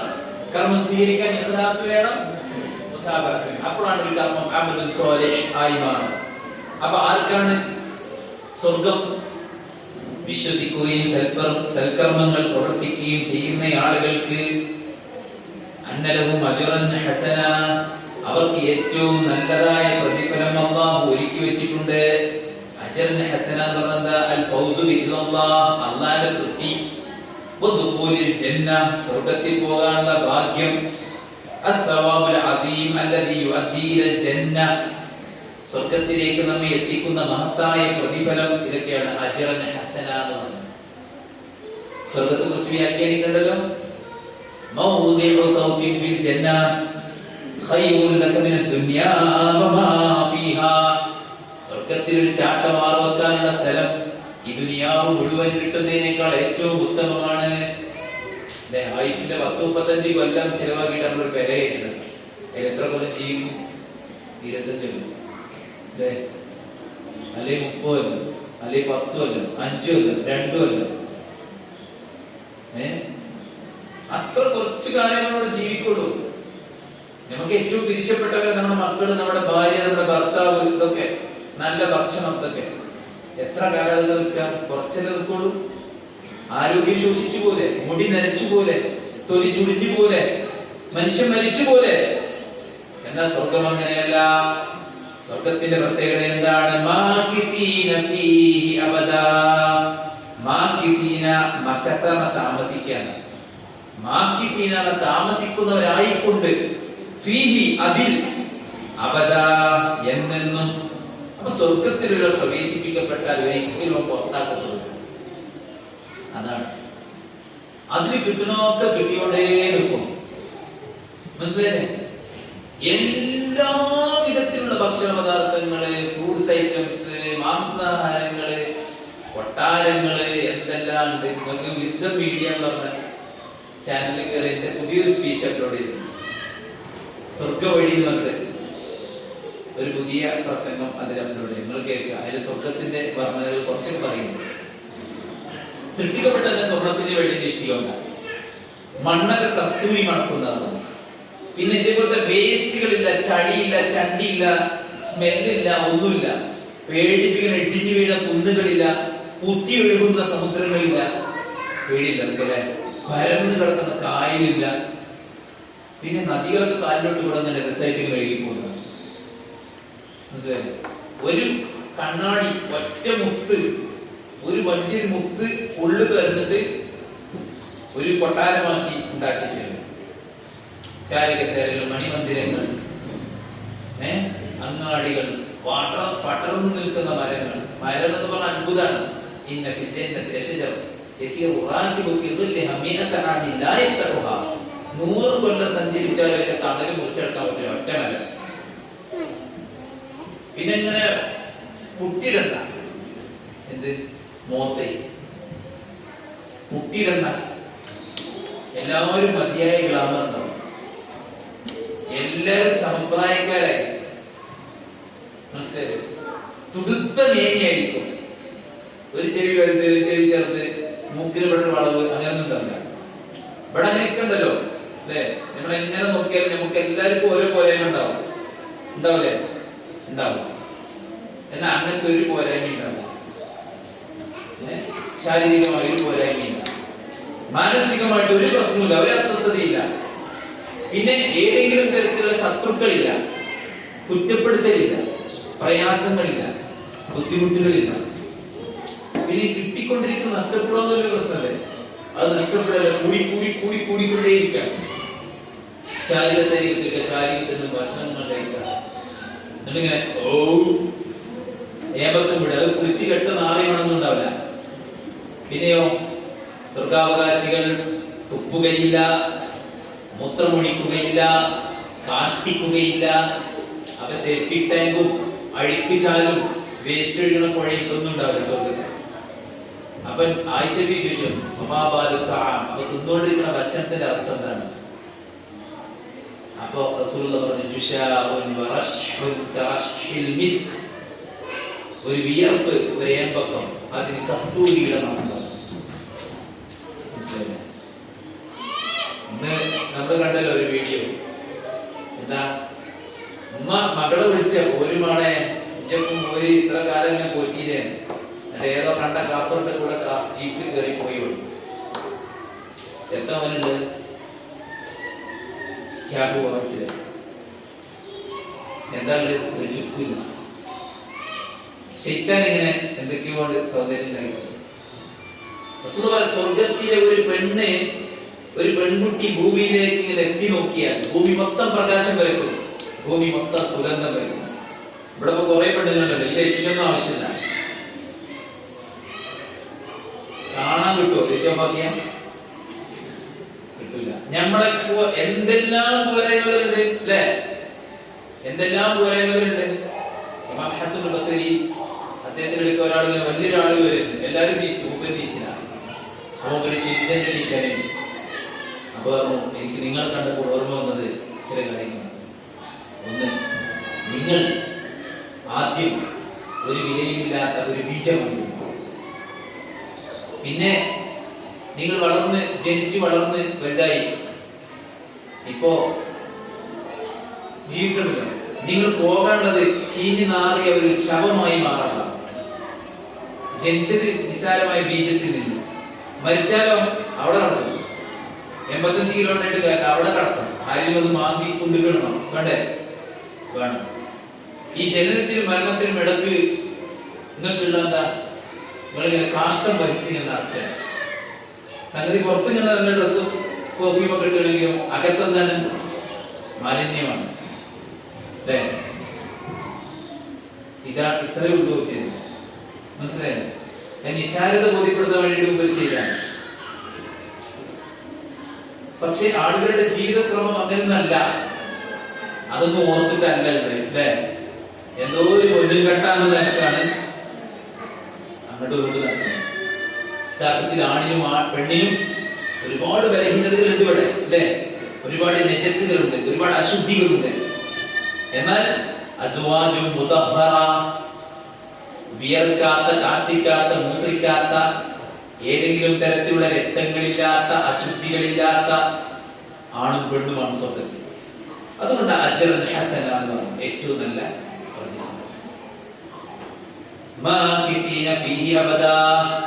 എക്കാലത്തും അവർ അതിൽ നിതാന്തമായി കഴിച്ചു കൂട്ടുന്നവരായിരിക്കും. നീങ്ങിപ്പോല, തീർന്നു പോകില്ല. അതാണ് ഖുർആൻ പറഞ്ഞത്.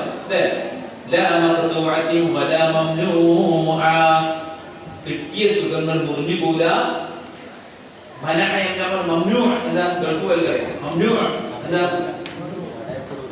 തടയപ്പെടില്ല. പ്രൊഹിബിഷൻ. ഇവിടെ പാർക്ക് ചെയ്യരുത്, ഇവിടെ നിൽക്കരുത്, ഇവിടെ നോക്കരുത്, അതാക്കരുത്, അങ്ങനത്തെ പ്രൊഹിബിഷൻസ് ഇല്ല. കിട്ടിയ അനുഗ്രഹങ്ങൾ മുറിഞ്ഞു പോവുകയില്ല, നിലച്ചു പോവുകയില്ല, നഷ്ടപ്പെട്ടു പോവുകയില്ല. مثل الجنة التي وعد المتقون تجري من تحتها الأنهار أكلها دائم وظلها تلك عقبى الذين اتقوا وعقبى الكافرين النار. مثل الجنة التي وعد المتقون തഖ്വ പാലിച്ച് ജീവിക്കുന്ന മുത്തഖികൾക്ക് അല്ലാഹു വാഗ്ദാനം ചെയ്ത സ്വർഗ്ഗം. അതിന്റെ ഉദാഹരണം എങ്ങനെയാ?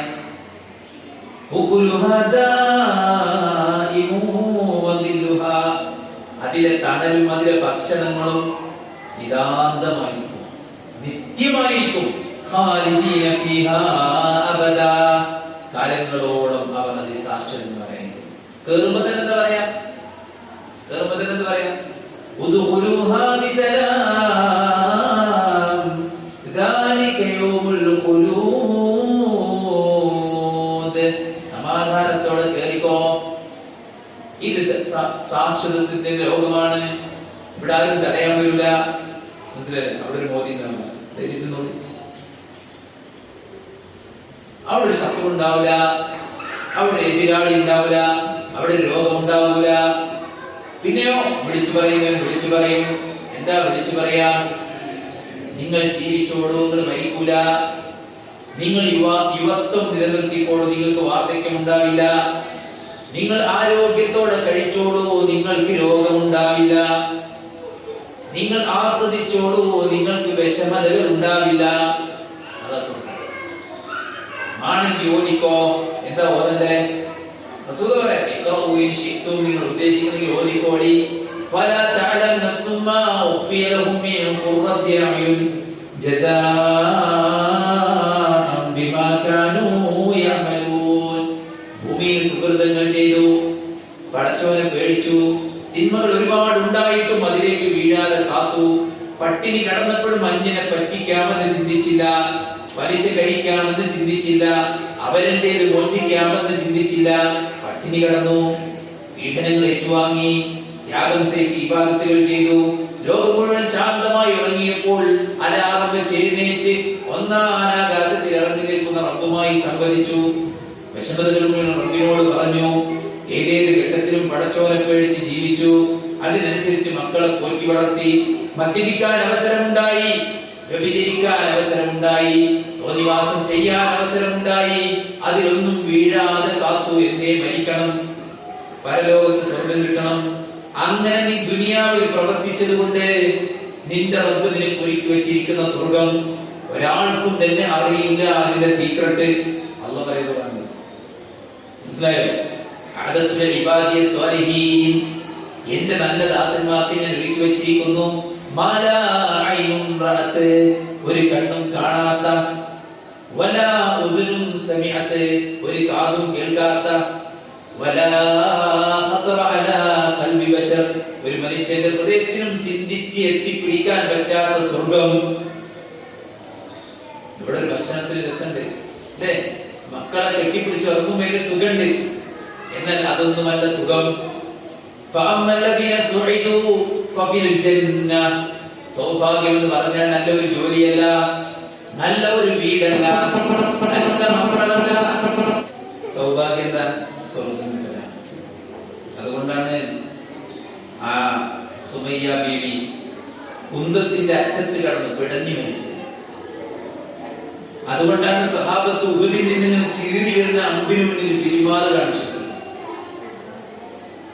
അതുകൊണ്ടാണ് ശത്രുക്കൾ പിടിച്ചുകൊണ്ടുപോയിട്ട് നന്നായി പീഡിപ്പിക്കുമ്പോൾ ക്ഷമിച്ചു. എന്റെ സ്വർഗം. ഏറ്റവും വലിയ സൗഭാഗ്യം സ്വർഗം, ഏറ്റവും വലിയ വിജയം സ്വർഗം. മടിയുണ്ടാവും, നന്മ ചെയ്യാൻ മടിയുണ്ടാവും, ദീന് പാലിക്കാൻ മടിയുണ്ടാവും. പ്രത്യേകിച്ച് നമ്മുടെ ചുറ്റുപാടിലെ ആൾക്കാരൊക്കെ പല കുറത്തിലാവുമ്പോ ചെയ്യാൻ മടിയുണ്ടാവും. പക്ഷേ ആ മടിനെ തോൽപ്പിച്ച് ചെയ്യാൻ പറ്റിയാൽ ലാഭം. എന്താ ലാഭം? സ്വർഗം. അതിൽ എന്നും സാക്ഷ്യന്മാരായി. അപ്പൊ എന്താണെന്ന് പഠിച്ചത്?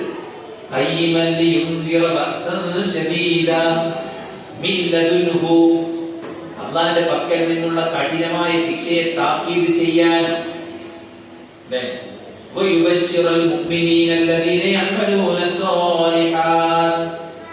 വിശ്വസിക്കുകയും സൽക്കർമ്മങ്ങൾ ചെയ്യുകയും ചെയ്യുന്നവർക്ക് സ്വർഗമുണ്ടെന്ന് സന്തോഷ വാർത്ത അറിയിക്കാൻ.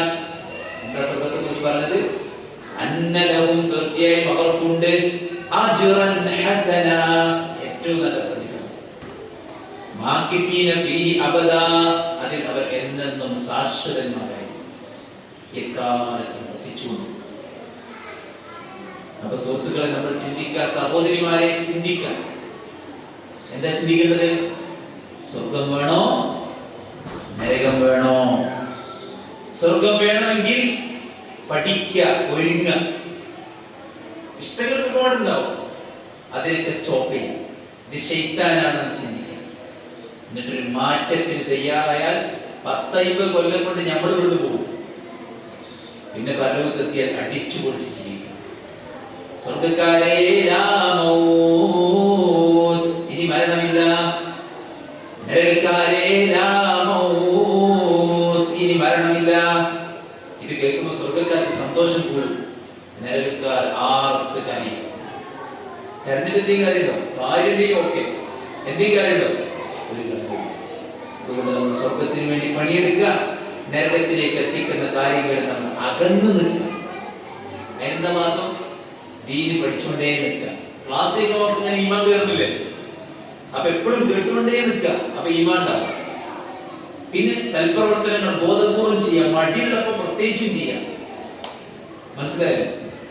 ദാനധർമ്മം ചെയ്യുക, മറ്റുള്ളവരെ സഹായിക്കുക, പഠിച്ചവരോട് നല്ലോണം പ്രാർത്ഥിക്കുക. 3 വട്ടം സ്വർഗം ചോദിച്ചാൽ സ്വർഗം പറയും, അവന് സ്വർഗം കൊടുക്കാൻ. 3 വട്ടം നരകത്തിന് രക്ഷ ചോദിച്ചാൽ നരകം പറയും, അല്ലാഹുവേ അവൻ നരകത്തിന് രക്ഷപ്പെടുത്തുന്നു.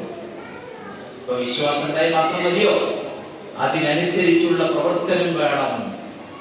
ഉപ്പമാരെ നിങ്ങളോട് പറയുന്നത്, നമ്മുടെ കാഴ്ചകൾ ശരിയാകണം, നമ്മുടെ വരുമാനം ശരിയാകണം, നമ്മുടെ വസ്ത്രം ശരിയാകണം, നമ്മുടെ മനസ്സിലെ ഇച്ഛകൾ ശരിയാകണം, നമ്മുടെ ഇടപെടൽ ശരിയാകണം, നമ്മുടെ ബാധ്യതകൾ ശരിക്കും നിർവഹിക്കണം.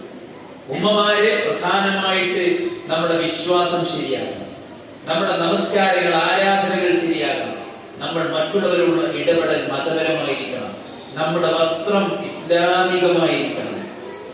എന്തിനാ മോളെ ഈ പ്രായത്തിൽ തന്നെ എത്ര വലിയൊരു മക്കനെ കെട്ടത്? എത്ര സിമ്പിളാ മറുപടിയിലെ. എന്താ അമ്മ മരിച്ചു പോണ്ടേ, മരിച്ച സ്വർഗം കിട്ടണ്ടേ? നിങ്ങളുമായി നമ്മക്കും ഇങ്ങനെ കുത്തിപ്പൊതിച്ച് നടക്കാൻ പോയിണ്ട്, പക്ഷേ സ്വർഗം നഷ്ടപ്പെടും. പെണ്ണുങ്ങളോട് ലഭ്യത പറഞ്ഞറിയോ? വസ്ത്രം ശരിയായില്ലെങ്കിൽ സ്വർഗത്ത് പോകാന്ന് മാത്രല്ല, അതിന്റെ മണം പോലും കിട്ടില്ല. മനസ്സിലായോ? അപ്പൊ എല്ലാ കാര്യങ്ങളും ശരിയാക്കി മുന്നോട്ട് കൊണ്ടുപോകാൻ അള്ളാഹു നമുക്ക് തൗഫീഖ് ചെയ്യട്ടെ. നമ്മുടെ എല്ലാ പാപങ്ങളും അള്ളാഹു വിട്ടുപുറത്തുമാക്കി പെരുമാറാവട്ടെ. അള്ളാഹു സുബ്ഹാനഹു വ തആല നമ്മുടെ രോഗികൾ, നേരത്തെ പറഞ്ഞ യഹൂബാൻ, അതുപോലെ നൗഷാദിന്റെ ജ്യേഷ്ഠൻ, അദ്ദേഹം നമ്മുടെ മുമ്പ് ചികിത്സയിലിരുന്ന അബ്ദുള്ള സ്വലാഹി, ഇങ്ങനെ ഒരുപാട് പേർ രോഗികളാണ്. അള്ളാഹു അവർക്ക് എത്രയും വേഗം ശിഫ പ്രദാനം ചെയ്യണം. മാരകമായ രോഗങ്ങളിൽ നിന്ന്, ഭയക്കുന്ന പ്രതിസന്ധികളിൽ നിന്ന് അള്ളാഹു നമ്മളെ എല്ലാവരെയും കാത്തിരക്ഷിക്കണം. നമ്മുടെ ദുഃഖങ്ങളും വിഷമങ്ങളും അള്ളാഹു നീക്കി തീരുമാനമാവട്ടെ. നമ്മുടെ മക്കളിൽ, നമ്മുടെ സമ്പത്തിലും, നമ്മുടെ ജീവിതത്തിലും, നമ്മുടെ കുടുംബത്തിലുമൊക്കെ അള്ളാഹു ബർക്കത്ത് പ്രദാനം ചെയ്യണം. അള്ളാഹുവിന് വഴിപ്പെട്ട് ജീവിക്കുന്ന ഇണകളെയും മക്കളെയും അള്ളാഹു നമുക്ക് പ്രദാനം ചെയ്യുമാറാവട്ടെ. അള്ളാഹു സുബ്ഹാനഹു വ തആലയുടെ ഇഷ്ടദാസന്മാരായി മരിക്കാൻ അള്ളാഹു നമുക്ക് തൗഫീഖ് ചെയ്യട്ടെ. അള്ളാഹു സുബ്ഹാനഹു വ തആല നമ്മുടെ ജീവിതത്തിന്റെ അന്ത്യം നന്നാക്കി തരുമാറാവട്ടെ. നമ്മുടെ ഖബറും നമ്മുടെ ആഖിറവും അള്ളാഹു നന്നാക്കി തരുമാറാവട്ടെ. ദീനിൽ ആഴമേറിയ വിജ്ഞാനം അള്ളാഹു നമുക്ക് പ്രദാനം ചെയ്യട്ടെ. അറിവ് പഠിക്കാനുള്ള ബുദ്ധിയും ഓർമ്മയും അള്ളാഹു പ്രദാനം ചെയ്യട്ടെ. അള്ളാഹു സുബ്ഹാനഹു വ തആല നമ്മുടെ ദീനും ദുനിയാവും എളുപ്പമാക്കി തരുമാറാവട്ടെ. ഇത്രയും ദീർഘനേരം അള്ളാഹുവിന്റെ മഹനീയമായ ഖുർആൻ പഠിക്കുന്ന മജ്ലിസ് നമ്മൾ ഒരുമിച്ച് കൂടിയിരുന്നു. അള്ളാഹുവെ, ഞങ്ങളിൽ നിന്ന് നീ കബൂൽ ചെയ്യണമെന്ന് നാഥ. ഇതിന്റെ ഫലത്തിൽ ഞങ്ങളുടെ പാപം നീ പുറത്തു തരണേ നാഥ. ഇതിന്റെ ബലത്തിൽ ഞങ്ങളുടെ മക്കളെ നീ ബർക്കത്ത് ചൊരിയണേ നാഥ. ഇതിന്റെ ബലത്തിൽ നീ ഞങ്ങൾക്ക് സ്വർഗം പ്രദാനം ചെയ്യണേ നാഥ. اللهم ربنا تقبل منا انك انت السميع العليم وتب علينا انك انت التواب الرحيم. ربنا اتنا في الدنيا حسنه وفي الاخره حسنه وقنا عذاب النار. امين برحمتك يا ارحم الراحمين.